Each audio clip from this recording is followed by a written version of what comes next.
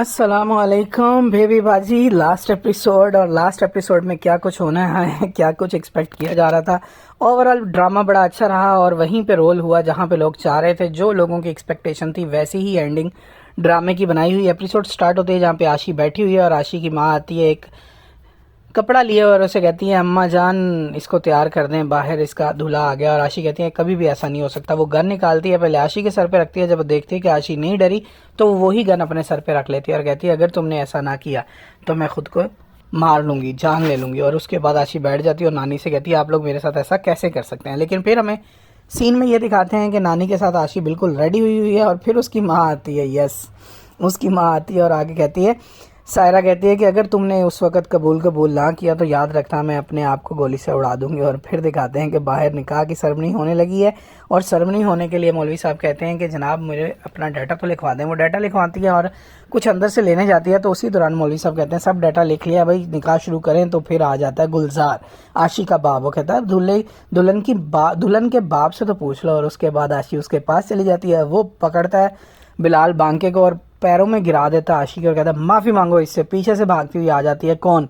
सायरा, जिसके हाथ में गन होती है। बिलाल वो गन छीनने की कोशिश करता है, सायरा से गोली चल जाती है और वो गोली बिलाल को लगती है और बिलाल की वहां पे डेथ हो जाती है। ड्रामा इसी के साथ आपको पता है क्लोज होना चाहिए।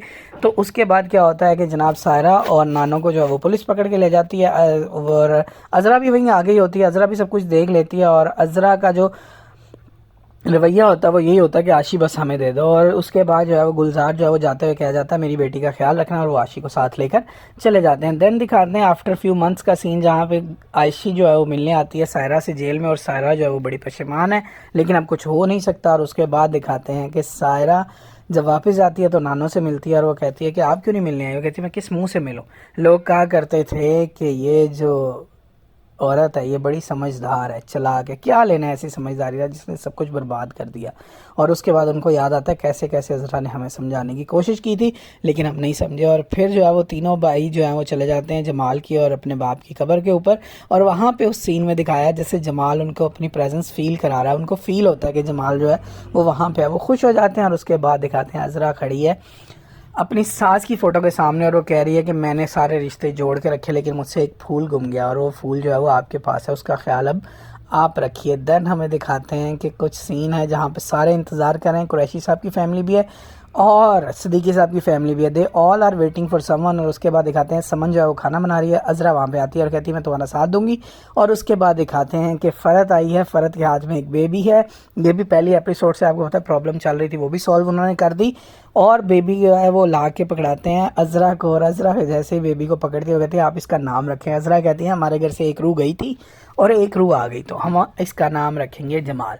और वो जैसे ही जमाल कहती है सारे खुश हो जाते हैं। और उसके बाद दिखाते हैं ड्रामे का रीकैप, जो सीन्स हैं वो सारे दिखाते हैं। ओवरऑल एक बहुत ही अच्छा ड्रामा, एक फैमिली ड्रामा एंड हुआ है और लोगों ने इसको बहुत पसंद किया, लोगों ने इसको बहुत सराहा। ड्रामा था भी अच्छा, लोगों के जज्बात के बहुत करीब रहा। बस जमाल को अगर ना मारते तो सब कुछ ठीक हो जाता। अपना ख्याल रखिएगा, अल्लाह हाफिज़।